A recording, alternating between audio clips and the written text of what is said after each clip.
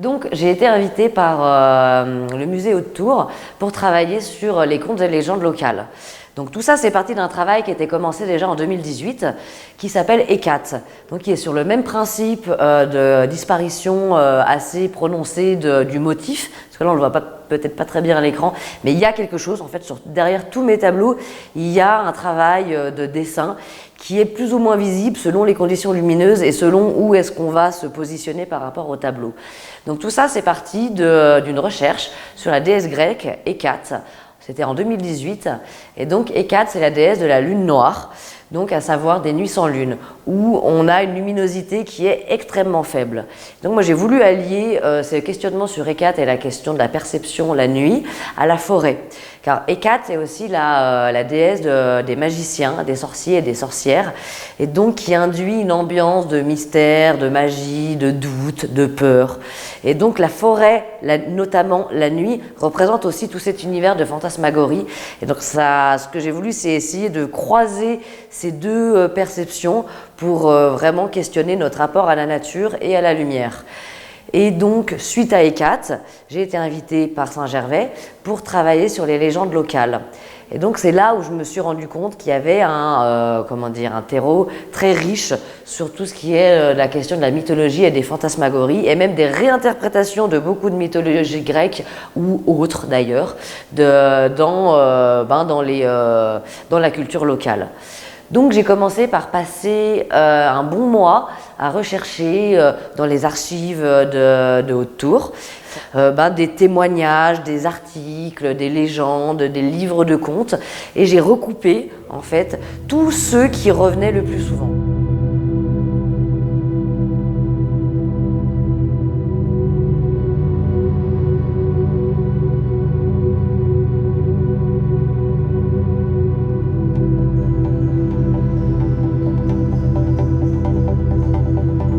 Par rapport à la technique et au protocole, qui est à peu près toujours le même, donc comme je le disais tout à l'heure, moi je pars d'images réelles, donc je sélectionne les photos d'après ce que j'appelle vraiment la graphie, le trait des images, donc la question du vide et des pleins. Une fois que j'ai fait cette sélection, en fonction de ce que je veux garder de l'image, je choisis mon format. Donc ça va être plutôt allongé, plutôt horizontal, plutôt vertical, plutôt petit, plutôt grand, en une partie, en trois parties. Ça, c'est le dessin qui va définir le support. Ensuite, je pars d'un fond qui est jaune, pour pouvoir amener de la lumière par grattage éventuellement. Parfois, la lumière disparaît complètement, comme par exemple dans ce genre de tableau, le jaune ne ressort quasiment plus.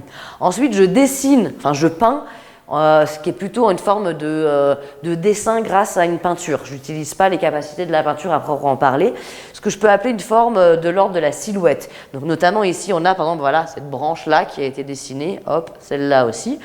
Ensuite, je laisse sécher ce premier passage. Ensuite, je viens ajouter des couches de glacis. Donc le glacis, c'est une technique particulière à la peinture à l'huile qui justement permet de créer des changements de nuances et d'intensité lumineuse. Le glacis, comme son nom l'indique, c'est transparent, c'est comme la glace, on voit à travers. C'est un peu comme un filtre photo où on va amener une couleur ou une intensité.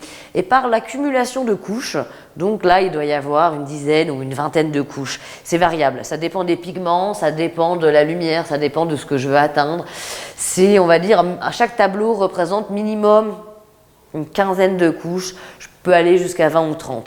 Des fois, c'est des travaux qui peuvent s'étendre sur 1 an ou 2, ou selon les variations lumineuses que je vais pouvoir observer tout au long de l'année ou tout au long d'une saison, j'ai décidé de rajouter des couches pour arriver vraiment jusqu'à ce point d'absence et de présence. Et donc ça, c'est vraiment un travail qui est rendu possible uniquement grâce aux qualités de la peinture à l'huile.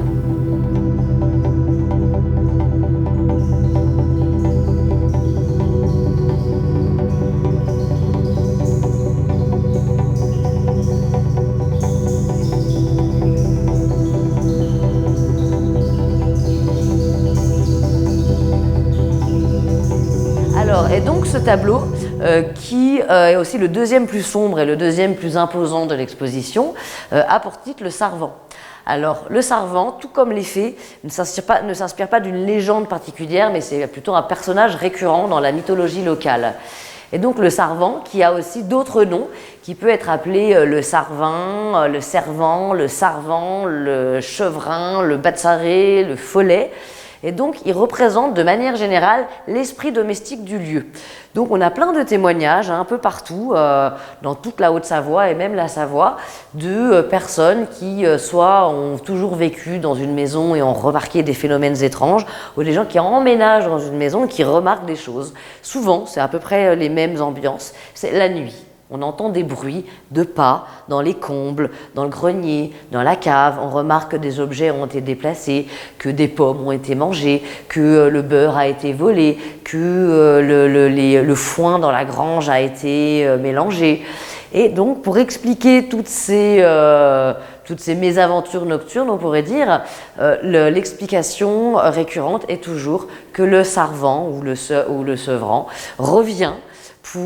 vient la nuit pour justement faire des blagues aux occupants. Alors c'est un être qui peut être soit bénéfique, soit maléfique, selon comment on va se comporter avec lui.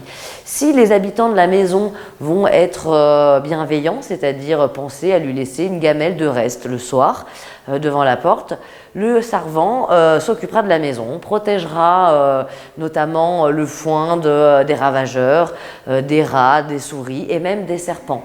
Par contre, si on oublie de lui donner à manger, là, il peut faire des blagues un peu moins agréables, comme celles que j'expliquais avant, piquer de la nourriture et ce genre de choses. Et pour représenter, comme à peu près partout dans cette exposition, toutes les images qu'on va voir derrière les couches de peinture représentent le monde végétal. Donc on peut avoir des branches, on a des herbes, on a des fleurs, on a des arbres, on a des sapins. Et donc ici particulièrement, ce sont juste quelques branches qui peuvent faire penser par exemple à des espèces de bras un peu crochus. Et donc j'ai sélectionné cette image et ces branches en particulier pour la graphie qu'elles possèdent, c'est-à-dire l'ambiance qu'elles vont générer. Cette interprétation qu'on peut avoir, ça peut être des branches, ça peut être des racines, on m'a déjà dit des mains, on m'a dit des doigts, et donc c'est pour générer une ambiance de mystère et de contes et légendes, un peu comme des doigts de sorcières qui viendraient la nuit, on ne serait pas sûr exactement de ce qui se passe. Et c'est aussi pour ça que j'ai voulu l'obscurcir encore plus que les autres tableaux présents dans cette exposition, au même titre que Fayès, car on parle d'un personnage qui est récurrent dans la mythologie locale, qui apparaît la nuit, qui est toujours présent mais qu'on ne voit pas. Il est toujours là, mais on ne le voit pas. Et donc, c'est pour ça que j'ai accumulé les couches de glacis, comme je l'expliquais tout à l'heure. Je suis allée encore plus loin, vraiment à la frontière de la disparition totale.